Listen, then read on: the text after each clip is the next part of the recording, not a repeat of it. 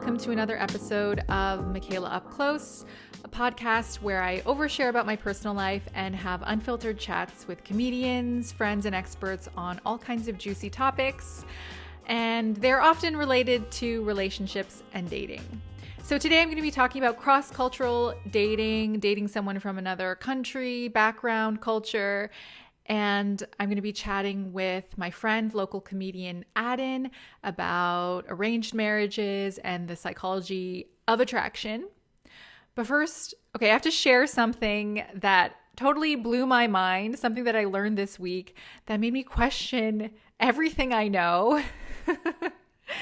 I was shocked, or as the young people would say, I was shook when I discovered this. Okay. Carrier pigeons. Did everyone but me know that this was a real thing? Like, throughout history, they actually trained pigeons to deliver messages? I think I'd kind of heard of them, but I was like, that's not real. Like, what else is real that I didn't know? Like, what are the talking mice in Cinderella real? Could I have had animal servants this whole time? Just like birds cleaning my house and helping me get dressed? It's just crazy to me. So this week I was obsessed with carrier pigeons. I actually found out that they still use them today to deliver blood samples from remote parts of Britain and France. And it made me think of when that monkey got a hold of the COVID blood sample and everyone freaked out. You know, scientists are like, no, we can't let a monkey get a blood sample, not the primate. Let's give it to the expert. Pigeons. Yeah, let's trust the blood samples with a bird known for shitting on tourists and eating garbage. That makes more sense. Also, apparently they used carrier pigeons during World War I, and they would have them deliver messages to battalions, and they saved a lot of lives, so they started giving them medals too, like medals for bravery. I was reading about this one famous pigeon named Jeremy, who was awarded the Croix de Guerre for delivering a message with a shattered leg. And she saved this battalion, and then she died of her wounds. So she got this big award, which I don't think she appreciated. I don't think a pigeon wants a medal. She's just like, where's my bread? Where's my baguette? And I also think it's funny that they gave this bird an award for bravery. Like, imagine all the wounded soldiers who thought they were going to get the award, and they're like, what? I lost to a pigeon? God, I'm worthless. But yeah, I don't think Jeremy cared about receiving this prestigious medal. You know, she was probably like, I deliver your message, I shatter my leg, I come home to my husband fucking another pigeon, and you give me a stupid medal? Anyways, I did get to thinking, hey, I wonder if they used carrier pigeons to deliver love letters. That would come in handy for cross-cultural dating. Sneaky segue. Yeah, let's talk more about cross-cultural dating. I am no stranger to this because I did a lot of traveling in my 20s. I spent a lot of time, especially in Latin America, Central and South America. And, you know, dating is different there. Like, people have different values in other countries, different customs. And one fun little thing I noticed when I was in Mexico City in particular was that people are a lot more open with like public displays of affection. And one thing I should note is a lot of people don't know that Mexico City is actually quite a romantic city. I mean, before I went there, I thought like, oh, it's just really polluted and there's lots of traffic and it's dangerous.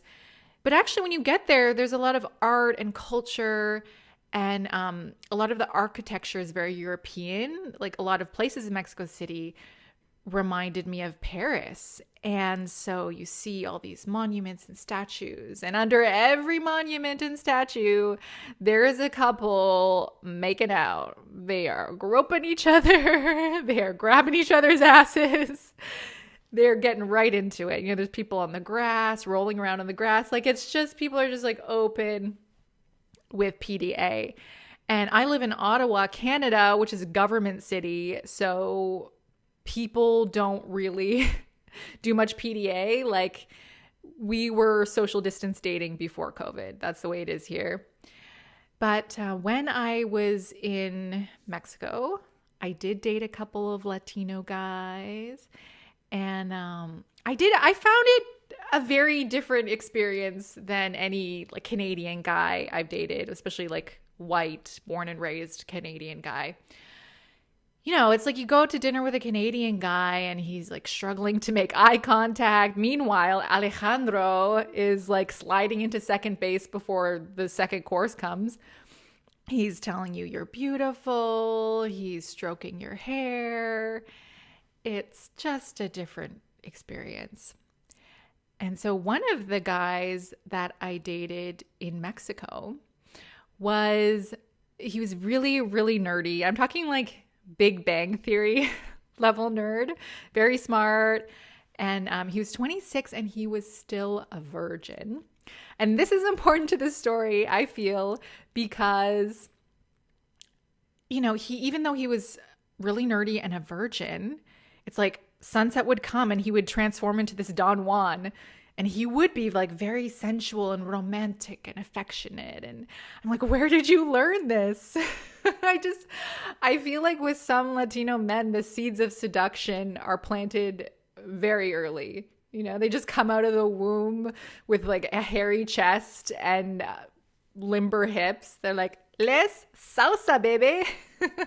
I also lived in Australia for 7 months. And I know Australia doesn't really count as a different culture, but I did find that people there, they're a lot more fun-loving and open, and they just kind of have a zest for life. And I found that to be different from Canadians. I don't know if being fun counts as a cultural difference, but I did date an Australian there who was half East Indian and half Caucasian. So mixed race like me. And he definitely had some different values than I was used to, or that I had. Like, he cared a lot about pleasing his parents. And that's something, you know, you see in a lot of Asian cultures, is children actually like respect their parents' wishes. And that's different to me because, you know, he made a lot of choices based on what his parents wanted for him, you know, like becoming a doctor. And I made a lot of choices in spite of what my parents wanted, especially what my Chinese dad wanted. When we were kids, my dad would always tell my two older brothers and I, like, you should get a job in computers, you know, because that's something people said back then. Get a job in computers, whatever that means. And I mean, I got close. I work on a computer. I work on a laptop. But mostly all of my life choices have been a major disappointment to my dad. Especially in my 20s when I was traveling a lot and I was doing a lot of salsa dancing. I was competing and performing. And my dad really didn't get that. He's like, why you waste time dancing? You should be studying computer. And I'm like, I don't know. It's fun. Which meant nothing to him. Like, fun means nothing to a Chinese dad. So I guess being fun is a cultural difference. But the thing about my dad was that he wasn't very strict. So unlike a lot of people's Asian parents that I know, he had these expectations, but then he wouldn't really enforce them. He wouldn't really discipline us if we disobeyed. So, you know, he would be like, oh, study, work hard. And I'd be like, nah, I'm going to go to the mall. So I didn't feel that pressure to be successful. And so I wasn't. I mean, not in the traditional Asian parents' standards. I wasn't. Basically, what I'm saying is that if my dad had slapped me more, then I would be a doctor or someone who worked in computers, not on them. But I have a feeling that today's guest, her parents probably were actually strict because she's doing her PhD. She's lovely, very intelligent, and she's also a local comedian and a friend of mine. Her name's Aden. She grew up in Pakistan, so she's going to share her perspective on dating there, on the Bollywood influence, on arranged marriages, and we're just going to talk about all kinds of juicy things. So here's that chat. So how old were you when you moved to Canada? I was a teenager, so around 16. Okay, you're 16. So before that, you were living in Pakistan. Yeah. So do you remember growing up in Pakistan, like what the general view of dating was, like for teenagers and young adults? Yeah, I mean, so generally the culture while I was there, um, was a bit conservative in a sense that the whole idea of dating and marriage wasn't too prominent or too widely acceptable. The arranged marriage culture was still popular, but the thing is that young kids would still date. It's just they would date in secret or like won't tell their parents, but people still date, whether you're in school or in college. Um, but it's just maybe not as visible as it's here. Yeah. Okay. What was that like? Like, how did people keep it a secret? Because it seems like, you'd have like a curfew and you'd be living with your parents. Yeah. Well, so the thing would be like either you would meet at a friend's place, so you would just tell your parents that we're going to a friend's house, or like you're going to a library or something. So you would meet outside of the house, of course. But you would have to come up with a cover story to tell your Right. that's where you're going. Classic. Oh, I'm just going to the library, Yeah. mom. Although I find it's not very different from here too, like depending on what age you start dating and how comfortable your parents are too, right? Like when you're a teenager here too, sometimes you're using cover stories. Not me. My first date was in grade 5, and my mom drove us to the movie theater to see, I think it was like either Milk or Milk Money. I don't know. Oh, It was, that's so cute though. That is so cute. yeah. And she sat like 5 rows behind us. Okay. So then did you have like any crushes or anything? Oh yeah, I mean of course. So, but you know what the thing is? I did have a crush on a boy. I was also I think in grade 5, and he was 2 years older than me, but we used to take the same bus to school. I Oh. think yeah, I remember him being my first crush. But as growing up, I used to have crushes on unattainable people, meaning celebrities. So it would be singers or like Bollywood actors. So most of my crushes have been on people that are just, like larger than life. In my mind, they were larger than life and just the perfect person for me.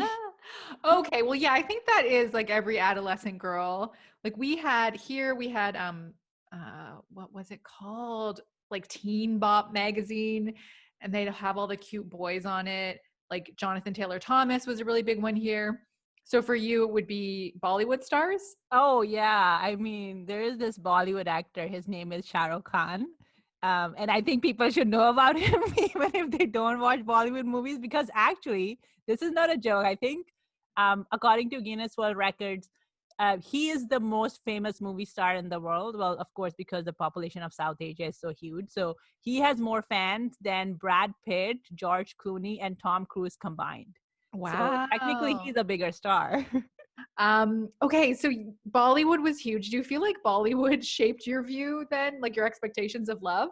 Oh yeah, I mean, white guys don't even come close. Like if it comes to like showing love or showing affection, like no way they are comparing to how love is portrayed in Bollywood movies. Like there's a meme going around. Like often there's a meme that goes around is like in a lot of the brown accounts that I follow, and it says that if you don't beat up 80 guys on a train for me, like, are you even worth it? Or something like that. It's like there is commitment. Like there is commitment on the part of an actor or a hero to show how invested he is. Yeah, so he Or has even, to. yeah, even though he has only seen the girl once, they haven't even dated yet. But just it's the love at first sight situation. Okay, so going back to your journey, you came to Canada, and have you dated at all in Canada? Yeah, I mean a little bit, but the thing is that I am uh because of the fact that I'm an immigrant kid and because immigrant parents put such a value on education, and it's the whole idea is that, you know, we came to this new country so that you can have a better future than us. So for me as an individual, it is very important that I fulfill those expectations. I don't have to. I mean, of course, like it's not that I am doing it out of a sense of, oh, they're making me do it. It's something that I want to do. So for me, the priority is always, or at least till this point in my life, is to, you know, to get my education, to be financially stable, to become an independent person. And I find that in a little bit of dating that I've done, and it's been mostly with white people, so it's they don't understand the why it's important or why it's an important value for me.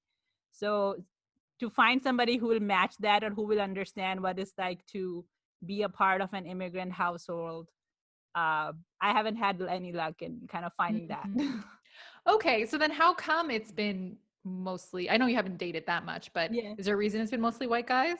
Oh, it's purely because of the demographics of where I live. I mean, I mean, we're in Ottawa. There's not a lot of brown people here overall, let alone brown Mm, guys. Um, uh, and So I think it's purely a matter of demographics. I mean, I was in Toronto for a bit, but I didn't get time to date there. I was too focused on my studies. So yes. Okay. So what would you want in someone? Like, do you think you'd want to be with someone who is from Pakistan as well, or?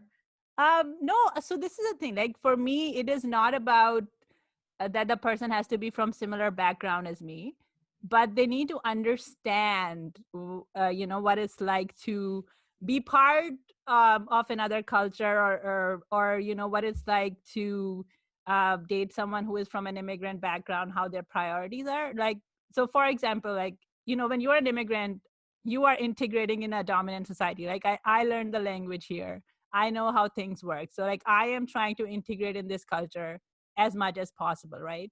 So I would want the other person, like the same kind of effort from the other person to learn about my culture as well. And as I said, like parents are very important in the culture, family is very important. So I can't be with someone who's just be, you know, that we just like each other. I would want my parents to like them as well. Okay. So if you really loved him, but your parents didn't like him, what happens?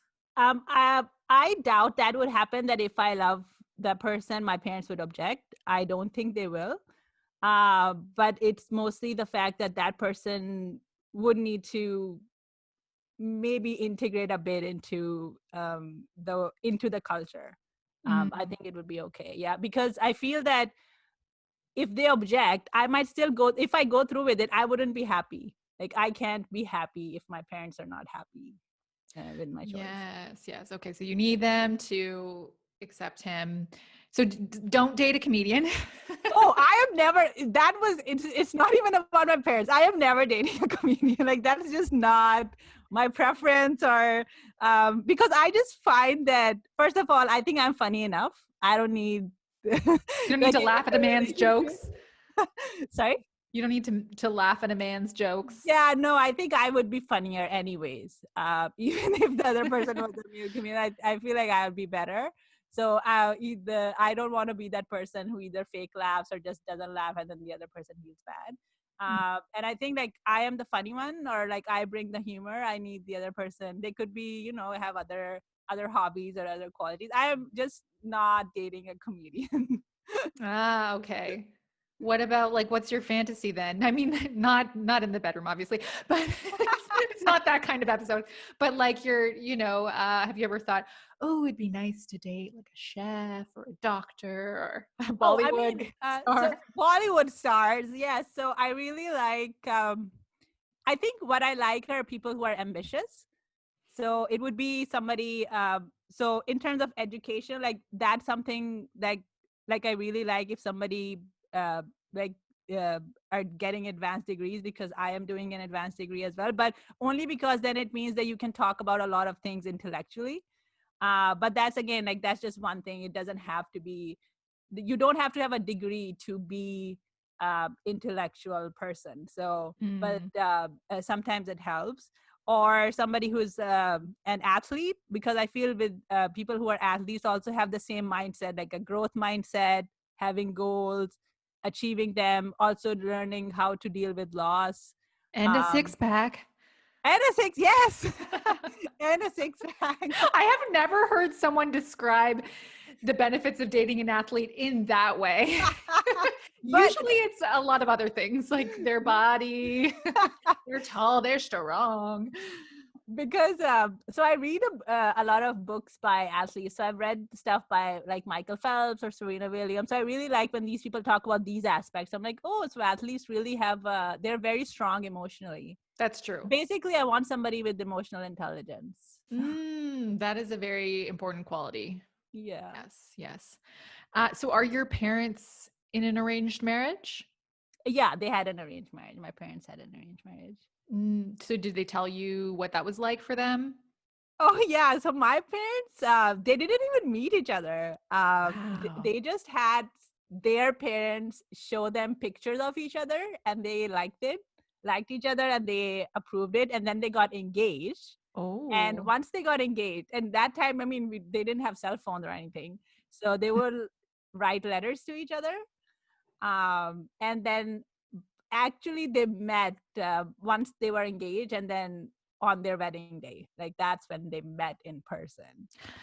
They uh met they met when they got engaged and then they met yes. on wedding day? Yeah. So what okay, if they met when on the day they got engaged, uh and then they were like, "Actually, no, I changed my mind." Would it be okay for them to break the engagement? Yeah, they could, but I mean it would be very awkward because the families are all involved and stuff. So Uh, they could certainly do that, but I mean, although I imagine at the time, this is almost 31 years ago, I would imagine it being difficult, more difficult than it is now, because at that time, because parents ask you and you already said yes, so why are you changing your mind now? Whereas I find that in today's generation, it's a bit more it's more easier, like people can change their mind much quickly. okay, yes, this was a long time ago. Yeah. Because it reminds me of that show Indian Matchmaker. Did you watch it? Oh yes. That is such good TV. I binge watched it so much. Yeah, so remember, sorry to those of you who haven't seen it, but it's a great show. You should watch.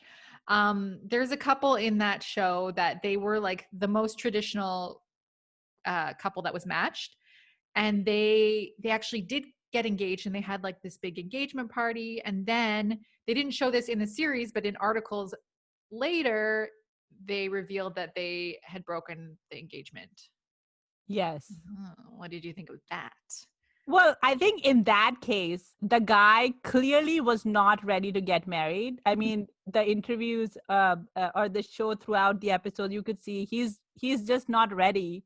He's not ready to be an adult, let alone get married. But his mom was pressuring him so much. So I feel that he, like gave in to the pressure, and then afterwards was like, no, this is not for me, which I think is good, because at least it saved the girl the trouble, because I feel that whoever that guy is going to marry at this point is probably going to be like a second mom to him, because he Oh was yeah. not an adult. He was not somebody Ugh, get no, married. but let's face it, at any point, he's not gonna grow up. He's so big. No. But the Yeah. funny thing about him was that everyone made fun of him for. was when they asked him what he was looking for in a woman. He's like, "Oh, I want someone just like my mother." Yeah, I think that's red flag number one. I feel that that's a red flag anywhere. Yes, Someone yes. saying that. Because you want a guy who loves his mom, but you don't want him to say that. That's kind of weird. No, yeah, not yeah, it's kind of weird. Michaela, I have a question for you. Would you ever employ a matchmaker for Mm, yourself? um, well, hey, the way things are going, it might happen. But the thing is, like, I do actually do some dating coaching for men, Mhm. introverted men, and a few of them have employed matchmakers, Okay. and I think it works quite well for men, or at least it's like, I don't know. I think that there are more women in the database, or I Yeah. don't know. I just feel like it would be such a narrow pool. That's a tricky thing. Same with like I've tried speed dating before and I think it's a great format, but it's just like it's a narrow pool. Not that many people are doing it. Like everybody is on the apps and apps suck. Uh, would you? uh so this is the thing, like, so my mom tried it a little bit, so it wasn't like a professional matchmaker kind of situation, but she did the thing, like her friends and friends of friends, and if they have sons or people that they know in the same age group. But I found that I don't have anything against the procedure itself, because I think it's just an introductory service, right? Just like an app would be. And Mhm. I find that at least with parents, um, the other person almost has a top secret clearance. Like parents go into the background and they check, okay, what's the family, what's the employment Yes. status, what's the education status, is it worthy to meet my daughter? So at least you're not meeting creeps. but Mm. but I found that at least just in my experience, there were like two types of guys that I came across with. One were who were a bit more traditional, and nothing wrong with that, but they were looking for a more traditional kind of a family and wanted a wife, wanted to start a family, and a wife who would, be like very well versed in the culture and religion and would bring up kids in a similar way.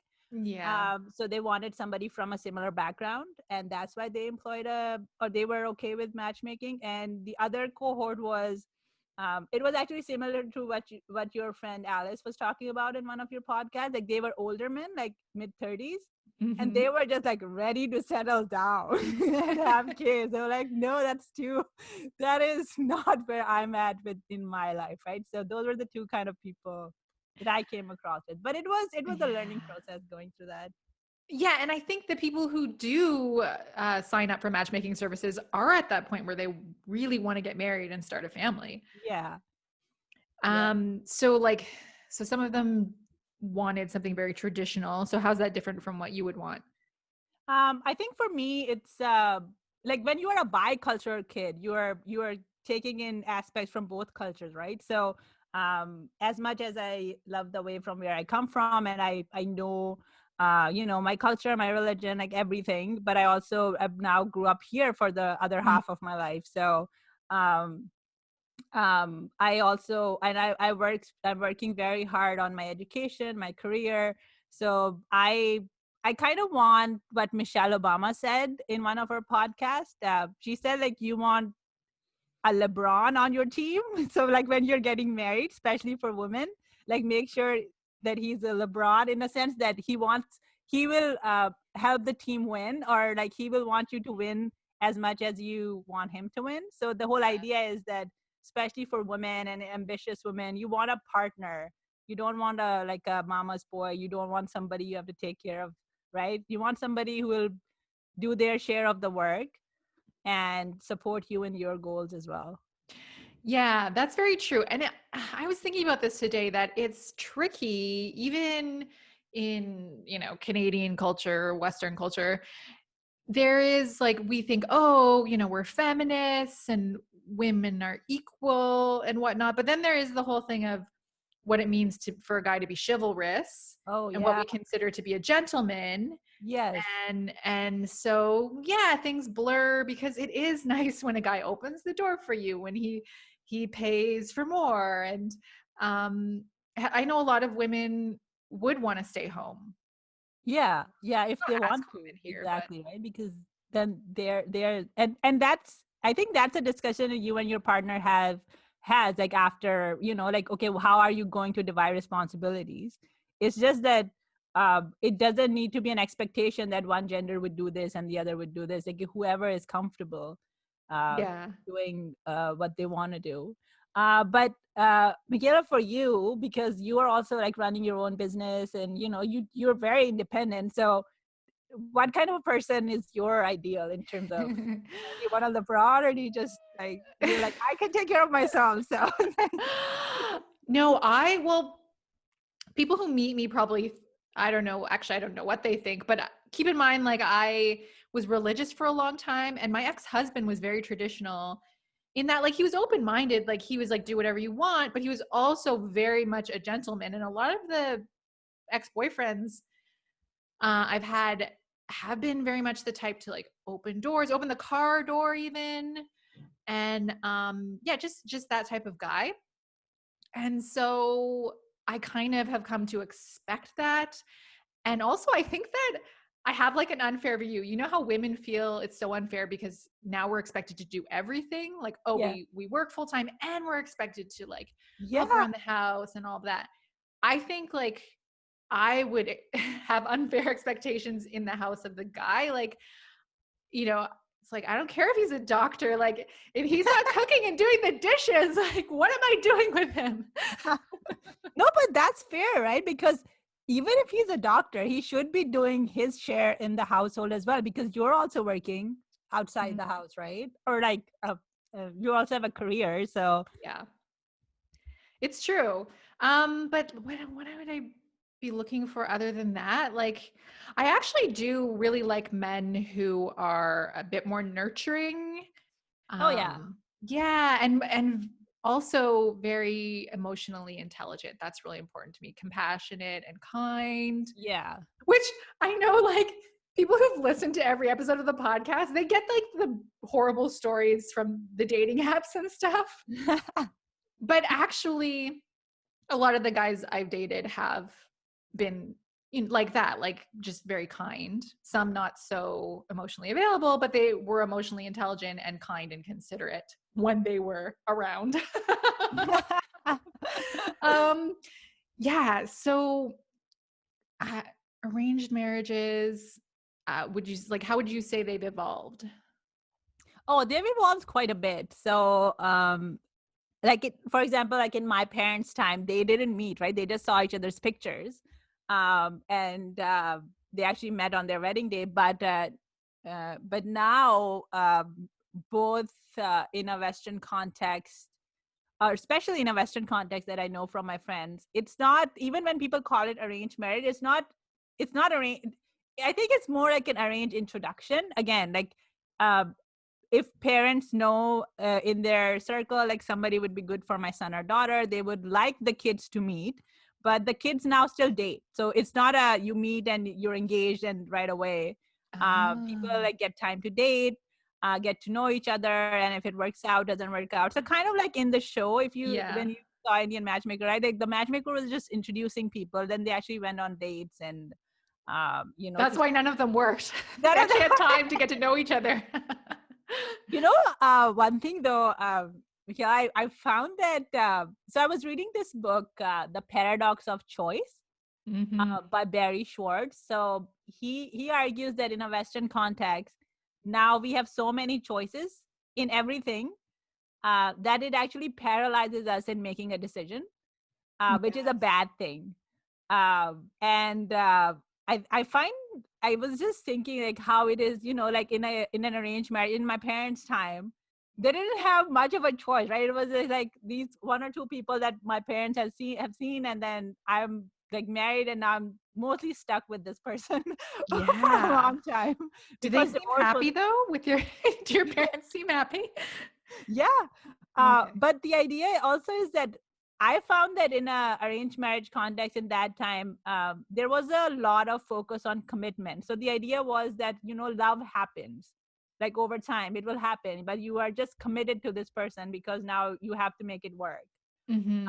Whereas I find that now, I don't know if you find it too, but I think people, because maybe it's the apps, maybe it's just people don't want to settle down, but it really stops people from committing to make a choice. Because what if tomorrow something better comes along, right?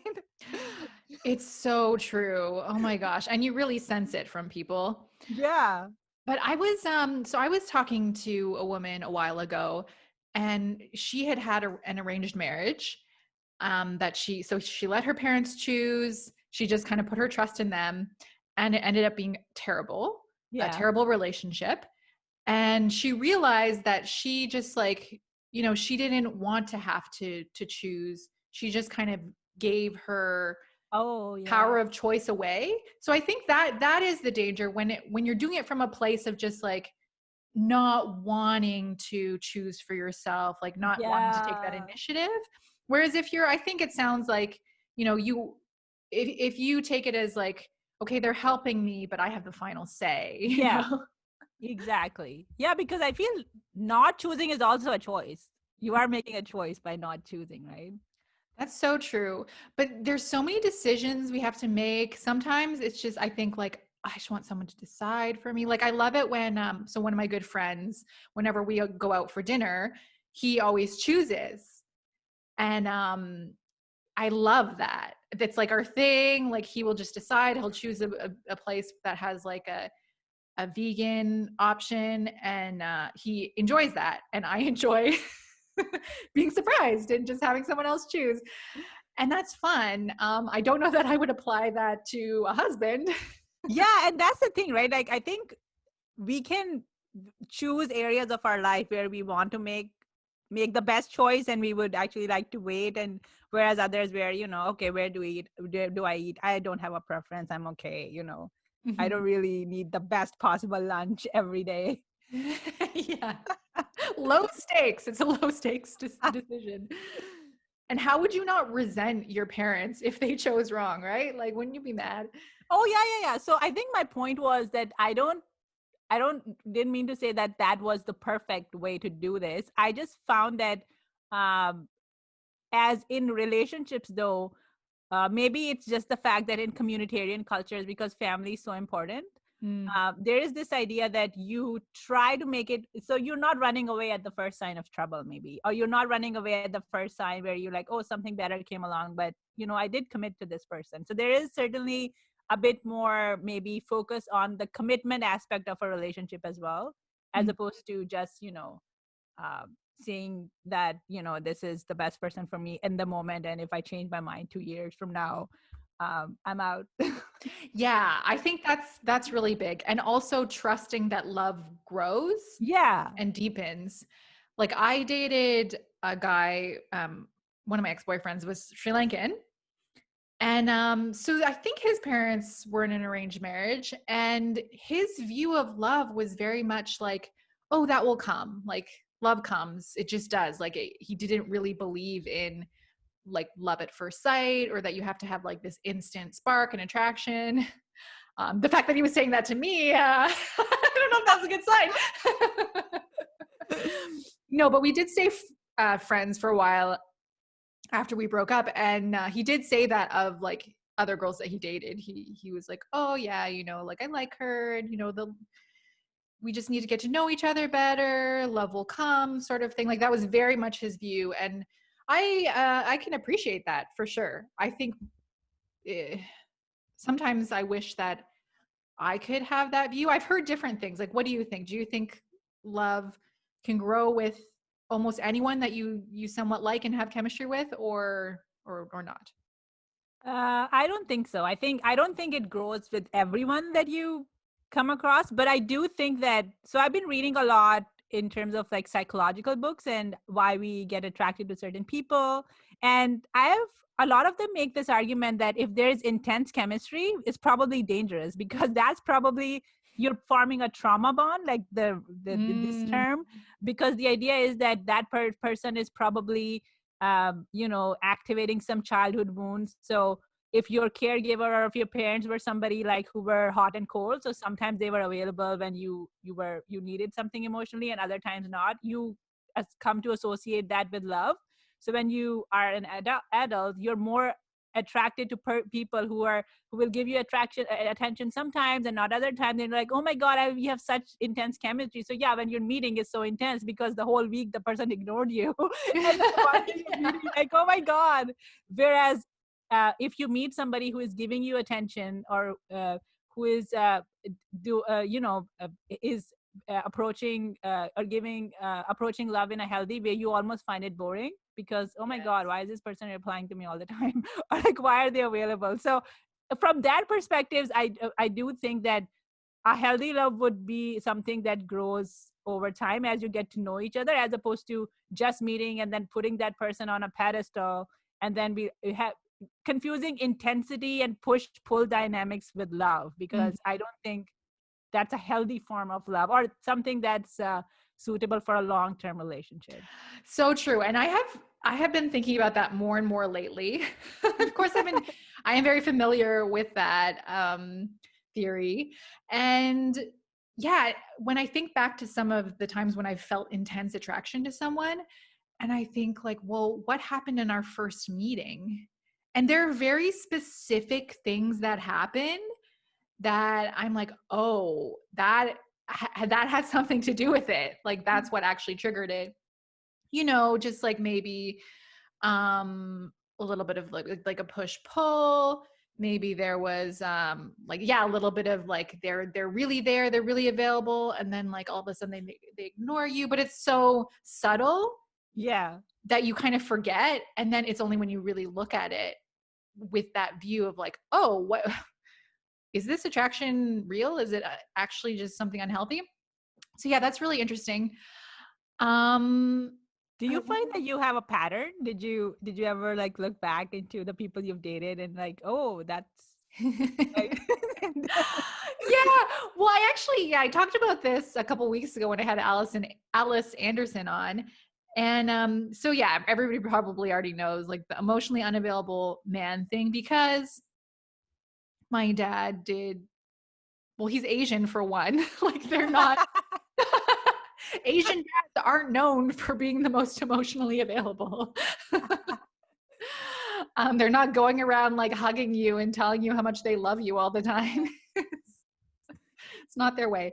But the thing is that my dad actually, when I was younger, he was I have really nice memories of when the weekends we'd spend with him. Like he was very consistent, very attentive. We had a lot of routines. He would always cook for us. So I have really nice memories like that. And he's a really gentle, kind person. So that's, I do see that in the men I choose. Like I really like, gentle, kind men. So I would never fall for someone who's like obviously horrible. Yeah.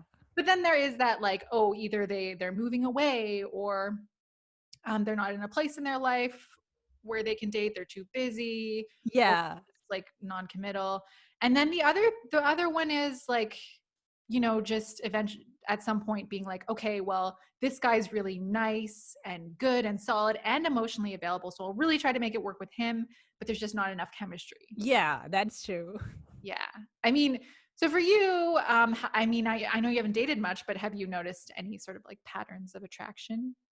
Yeah, so I think what I've noticed is that in terms of attraction, I kind of like people who are a bit, I don't know what's the right word, but who are maybe going through something, because I have this, maybe it's a fantasy that women have, that I can fix the other person, that just let me love you. And I will change whatever your traumas are, I will fix it. And I think, so I noticed a bit, and I'm like, because I think, I don't know, maybe it is that thing about, as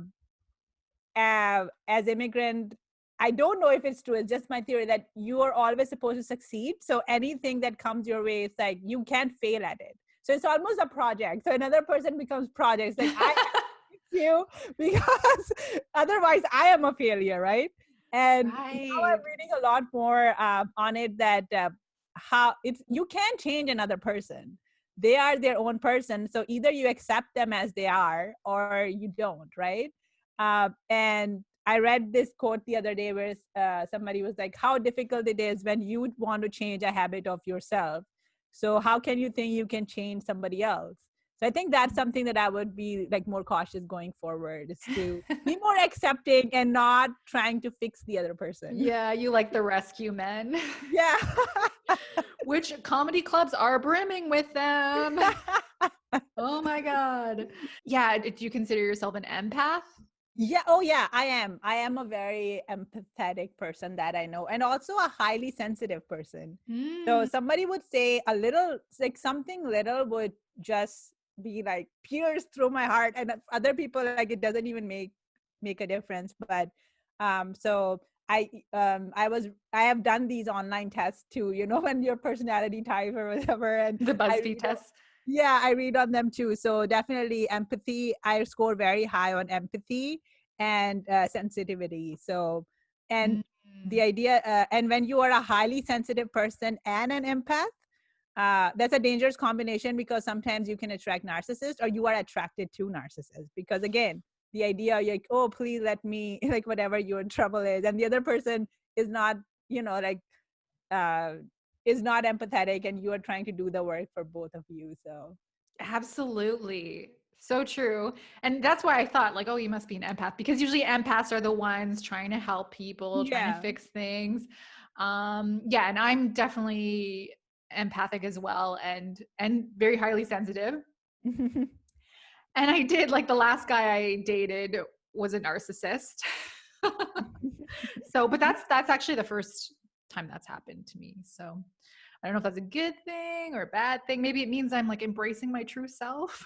Yeah. And also, like, I think any kind of that experience makes you more um maybe cautious like the next one. Right now you'd be more likely to see the red flags and Yeah. Um, at the time, I was working with an energy healer. It was right before lockdown, yeah. and a lot of stuff was coming to the surface. And we were working, we were working a lot on those childhood wounds and patterns and all of that. So I think it was really like just like a shaking things up kind of thing, you know? Yeah. And I think that is a good sign when you're shaking things up, different people are coming into your world. So I just took it as a positive eventually. At first, I Yeah. did not. So I'm curious, uh, what do you think of dating someone from another culture? We kind of touched on this, but Yeah. would you, would you think that's not something you would do or what? Oh no, I will definitely do it because I mean, again, like I've met people from similar culture where I haven't felt any chemistry or no intellectual compatibility. So I don't think the culture is a preference. I think it's really the personality of the person. For me, it's more. So I have recently, again, based on the readings that I've done, I come across this term relational self awareness. So we talk a lot about we like people who are self-aware, like who know what they want in life, what they want in a partner. So if they know themselves, then they're more likely to be honest with you about their intentions as well. What's it But called if again? sorry, What was the term?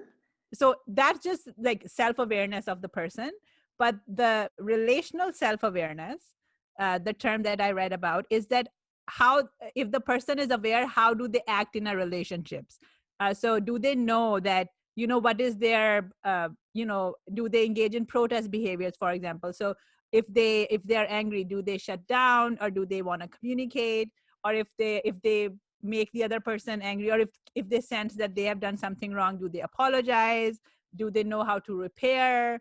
Mm. So those kind of things, I think now I look for those, that I'm almost 30, and I probably want to date people around similar age. So if you're in your 30s, I think you should have this skill now by now. You should know what you're looking for in yourself as well as how you are in a relationship, because nobody's perfect, but as long as you know how you act, So for example, like I know myself, I shut down, which I know is not a very healthy thing to do because it stops communication. So I'm trying to work on that yes, I'm a person who needs a timeout, but I should then come back to the conversation as opposed to shutting the person out for days at a time, right? So Mm. this is something I'm working on myself. So that's kind of what I mean, that the person knowing what are their patterns in a relationship that can sabotage it, but them working on it and then coming back to it and apologizing and mending and repairing, those kind of things. Yeah, I think those sorts of things are really important. Mind you, I did in my travels date a couple of guys from other cultures, like mostly Latinos. Yeah. And there were some cultural differences that I was like, I think this is going to be a problem. For example, give me an example. Well, and this is typical of a lot of other cultures, is one of them, he was 26. He had a really good job, but he still lived with his family. Yeah. And I think that's very typical in probably Pakistan, Yeah. India, and in Latin culture as well. And I was like, okay, that's fine, but like logistically, it's kind of hard to we can't really like go have sleepovers at his place. And just like I knew that his mom would make him breakfast. And I mean, girl, it's hard to respect a man when you know his mom has made him pancakes for breakfast. That is true. That also means he probably will never make breakfast for you. So, Right? Yeah. And then another one of them who was Colombian, he actually had moved out and lived on his own for a few years. And he was very good about taking care of himself, cleaning the house. He wasn't dependent on his mom or anything. But then there were other things, like there's still like a little bit more of that machismo oh sort of yeah, yeah, yeah, yeah, attitude. yeah, Um, so I felt I don't know, sometimes it's hard to put into words. It's just like you can tell you don't quite see eye to eye with someone. Sometimes they say something, you're like, oh, you really do see the world differently, or you see me differently than how I want to be seen. Like I want you to see me as more powerful. Like I want to feel empowered around you. I want to feel like yeah. expansive. And I then would, whereas yeah, I would agree with that. I think that is a cross cultural, like feminism or like gender equality. Like these things are very important. So if somebody would ever like talk down to me or talk to me in a patronizing way, like that is just unacceptable. Like that is, I think, would be a deal breaker. Like mm, talking down to me because I'm a woman, or making any kind of gender stereotypical comments, whether it relates to housework or relating to implying that you are somehow weak or something like that, I think that is very difficult to tolerate. yeah, absolutely. Especially since you're like, yeah, you're doing your PhD, you're very Yes. independent. Yeah, and I think in that sense, um, respect, I think the word is respect. So again, I always thought that love is something that is everything in a relationship, but I think you can still love a person, or a person can love you, but if they don't respect you, uh, then I don't think it's worth it. And I think those are two different things. And I don't think people put enough emphasis on the respect aspect. And it's any relationship, whether it's your work relationship or friendships. If the person doesn't respect you, even if they like you, it Mm, doesn't make you feel very good. that's so true. Yeah. And I want to respect the guy I'm with too. Sometimes you're like, you're trying to respect them, but you're like, I got no respect for this guy. This is a beta male. I just can't. I've So do you realized that. like do you like alpha males? Like, do you want uh like a strong macho guy, but who is very aware of, gender equality? Yeah, I think not the stereotypical alpha male, but there's a certain, like, I like a certain presence. It's really about the person having a strong sense of self. Right. Yeah. Self-aware. That is Yeah. exactly. Self aware, and that they just like, they have their own life, they have confidence in themselves, they know who they are, and they have things that are important to them that they, like they know their values, they live their values. Yeah. Whereas, one thing about dating guys who are like younger, still figuring things out, they don't have that strong sense of self.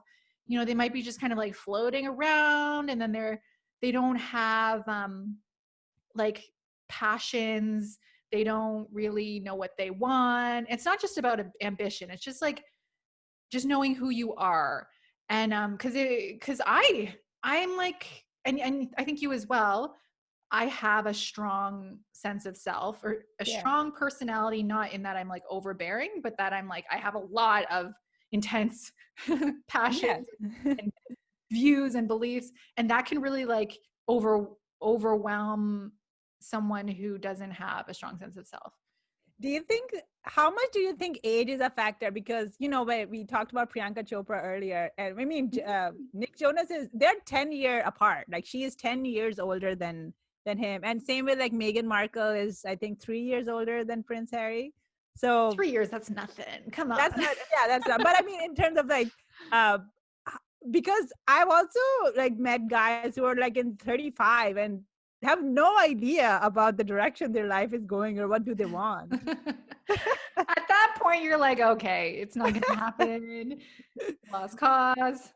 Um, what were you asking? What do I think of how much of it is age? Yeah, because you were talking, you mentioned a bit, that younger guys don't have the sense of self, or they're not self-aware. Yeah, it's not all younger guys. I think some younger guys, actually, like some of the younger guys that I've met more recently, I do feel that they had a strong sense of self. Like the narcissist was younger, and he certainly had a strong sense of self. He was very confident.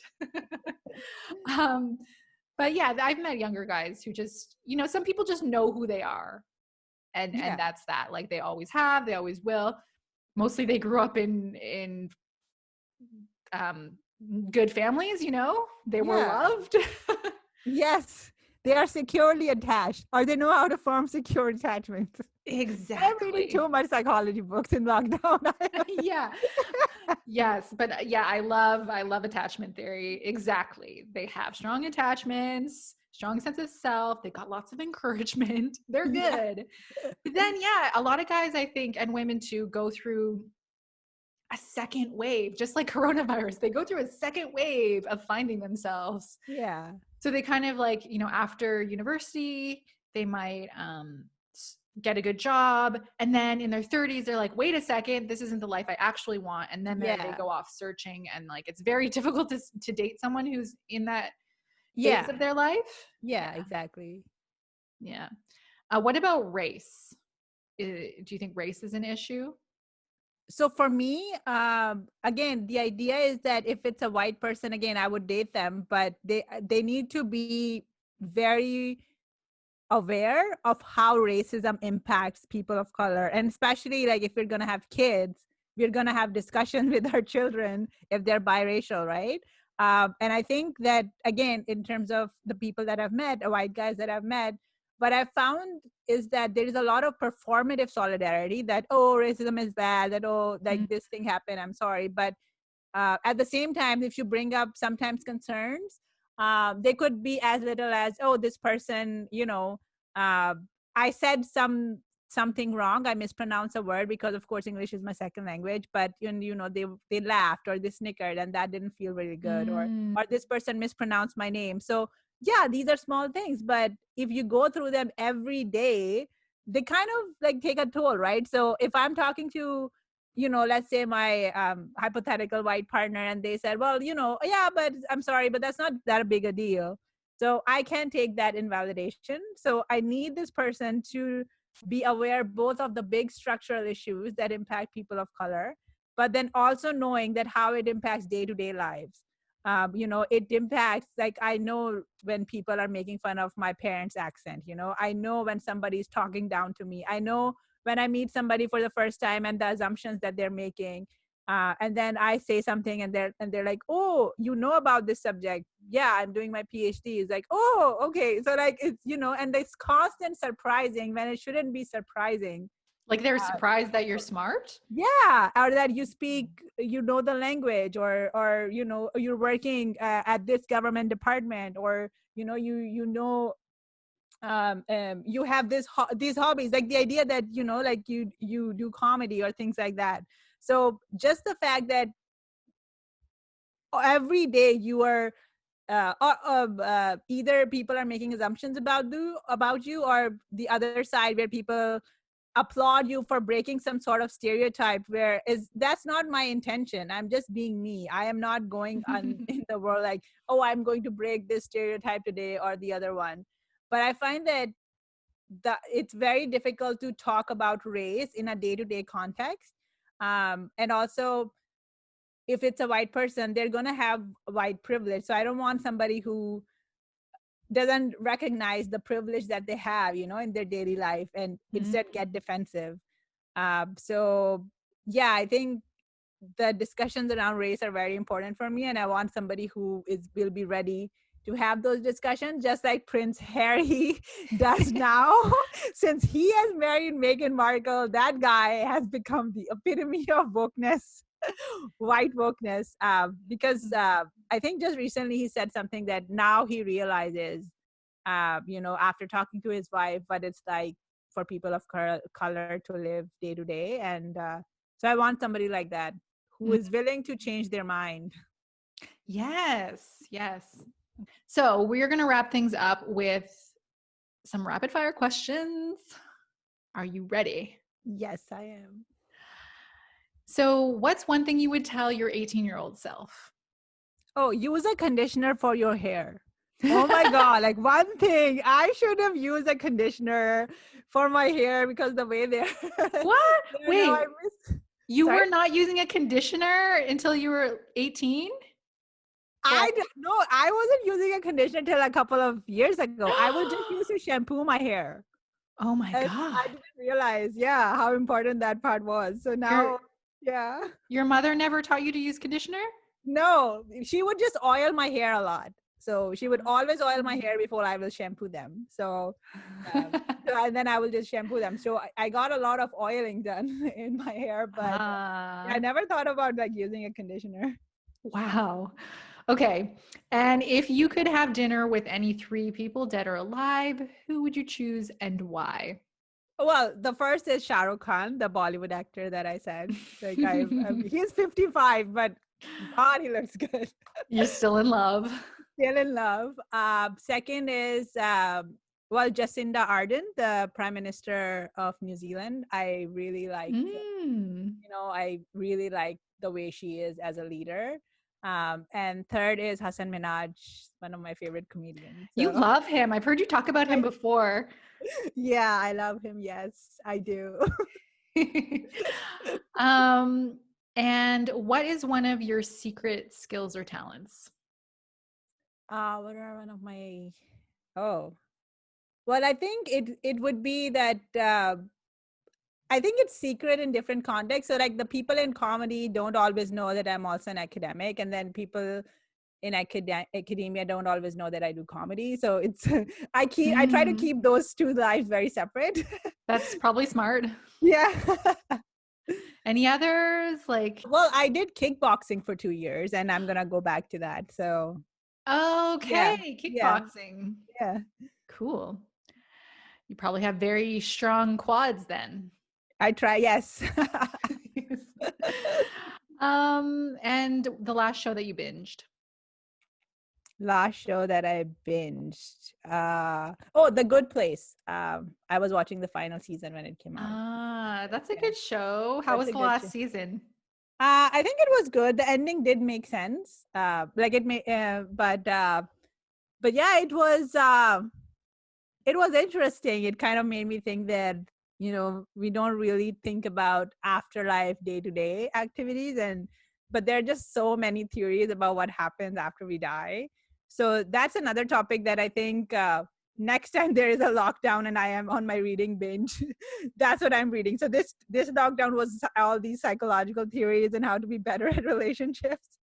So the next one, that's what I'm going to be reading about. Oh, what are the different theories about death and what happens after we die? Yeah, that's the perfect follow-up. Let's read about death now. What would be your ideal first date? Ideal first date. I think just a walk in a park, like in a nice park, Mhm. and just getting to know the person while walking in like around trees or water, around nature, somewhere around nature. That's good because that's like your only option right now. It is, yes. And if a zombie apocalypse were to break out right now, what is your course of action? Oh, I have no survival skills. I think I'll give in. You'll just succumb? You'll let them eat you? Yeah, I'm like, well, we are in a pandemic. It's not like I've been missing out much in life, but we are already in a pandemic and a zombie apocalypse. Plus, we don't know the results of the election. I'm like, I'm done. I'm done. It's not worth investing Oh my gosh. to save. You're like, this is the last straw. Just eat me. No one's given that answer yet. No. And okay, final question. What would you want your tombstone to say? Oh, what would I want my tombstone to say? She was loved. She was loved. Aw. But she didn't love anyone back. Oh no. They all adored me, but I didn't care much for them. No, that's a good one. I like that. All right. Well, thanks so much for being on the podcast. It was fun. Thank you so much for having me. That concludes another episode of Michaela Up Close. Thanks so much for listening. If you liked this episode, then please do give me a review on Apple Podcasts and subscribe wherever you're listening. All right, I'll catch you in the next episode.